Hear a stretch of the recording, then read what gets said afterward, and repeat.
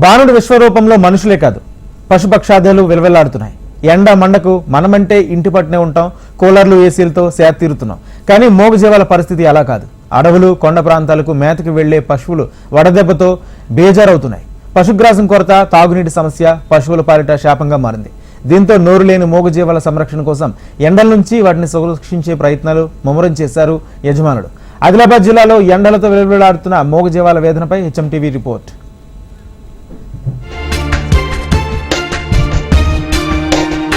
ఉమ్మడి ఆదిలాబాద్ జిల్లాలో రికార్డు స్థాయిలో ఉష్ణోగ్రతలు నమోదవుతున్నాయి. మార్చి నెల నుంచే మొదలైన సూర్యుడి ప్రతాపం మే నెలలో మరింత తీవ్ర స్థాయికి చేరింది. దాదాపు 47 డిగ్రీలకు చేరువగా ఉష్ణోగ్రతలు నమోదవుతున్నాయి. ఎండలకు జనజీవనం అస్తవ్యస్తం కాగా వ్యవసాయ రంగానికి ఆయువు పట్టైన పశువులను కూడా భానుడు వదలటం లేదు. వడదెబ్బ కారణంగా ఇప్పటికే వారం రోజుల వ్యవధిలో 10 పశువులు మృతి చెందాయి. భీంపూర్ మండలంలోని అంతర్గాం గ్రామంలో లక్ష్మి అనే మహిళా రైతుకు చెందిన 2 పశువులు మేతకు వెళ్లి తిరిగొచ్చిన గంటలోపే వడదెబ్బతో మృతి చెందాయి.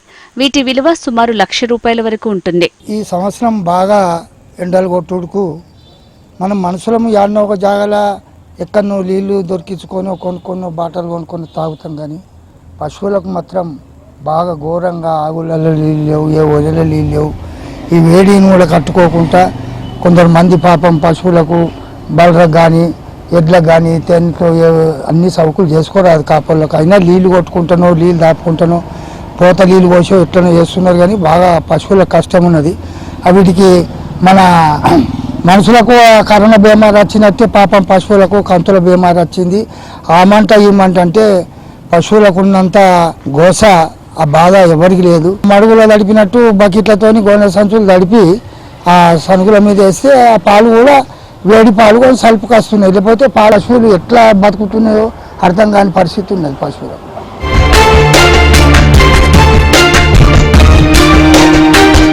ఎండ నుంచి ఉపశమనం పొందేందుకు మనుషులు ఏసీలు, కూలర్లను ఆశ్రయిస్తున్నాం. ఇంటి పట్టున ఉన్న ఎండ సెగ నుంచి తట్టుకోలేకపోతున్నాం. అలాంటిది మూగజీవాల పరిస్థితి వర్ణనాతీతంగా ఉంది.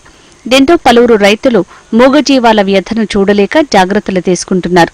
వేసవి తాపం నుంచి ఉపశమనం కలిగేలా వాటికి చల్లటి నీటిలో తడిపిన గోనెతట్లు కట్టడంతో పాటు పశువుల పాకల్లో ప్రత్యేకంగా ఫ్యాన్లు, కూలర్లు ఏర్పాటు చేస్తున్నారు. ఎండలో వాటిని మేతకు వెళ్లనీయకుండా పశువుల పాకల్లోనే మేతను అందించే ప్రయత్నం చేస్తున్నారు. పచ్చిమేత వేయడంతో పాటు పశు వైద్య అధికారుల సూచనలు పాటిస్తూ వాటిని రక్షించుకునే పనిలో పడ్డారు. మరికొంతమంది రైతులు తమ పశువులకు ఉదయం, సాయంత్రం వేళ మోటారు పంపు సెట్ల వద్ద 2 సార్లు చల్లటి నీటితో స్నానాలు చేయించడం లాంటివి చేస్తున్నారు. ఎండల తీవ్రత పాడిగేదెలపై పెను ప్రభావం చూపుతోంది.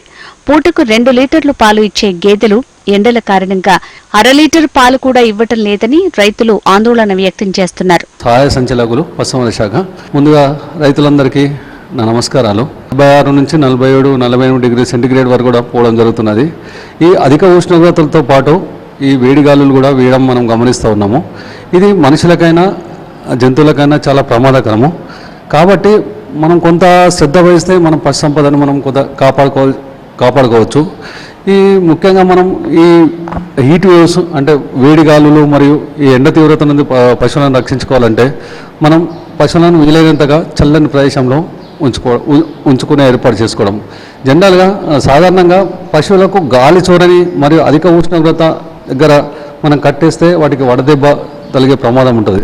వడదెబ్బ తగిలిన పశువులు నీరసించిపోయి పడిపోవడము, దాని యొక్క జీర్ణక్రియ మందగించడము, అదేవిధంగా అట్లా మందగించడం వల్ల శరీరం నీరసించి వ్యాధుల బారిన పడే అవకాశాలు ఉన్నాయి. కాబట్టి వీలైనంతగా పశువులకు చల్లని గాలి తగిలేటట్టు మరీ మంచి పాలిచ్చే పశువులు అయితే వాటికి ఈ మధ్య మనం కొన్ని డైరీ ఫామ్లలో గమనిస్తున్నాము, కూలర్స్ కూడా ఏర్పాటు చేయడం జరుగుతుంది. అంటే వడదెబ్బ తగిలిన పశువు ఇమ్మీడియట్గా పడిపోతుందంటే మొత్తం నీరసించిపోయి డిహైడ్రేషన్ అంటే శరీరంలో ఉన్న వాటర్ అనేది వెళ్ళిపోవడం జరుగుతుంది. కాబట్టి ఇమ్మీడియట్గా మీకు మీ పక్కనున్న ఏదైనా పశు వైద్యశాలకు ఇన్ఫర్మేషన్ ఇచ్చినా, లేదంటే పశు వైద్యాధికారి నంబరున కాల్ చేసి పిలిపించుకుంటే వాటిని గ్లూకోజ్ వాటర్ ఇప్పించి కానీ దానికి సరైనంత వాటర్ కరెక్ట్ ట్రీట్మెంట్ చేసి బతికే అవకాశం ఉంటాయి. మీరు ఇమ్మీడియట్గా వడదెబ్బ తగిలిన వెంటనే మీరు సమాచారం ఇస్తే మాత్రం పశువులు మంచిగా అయిపోతే సమస్య ఉండదు.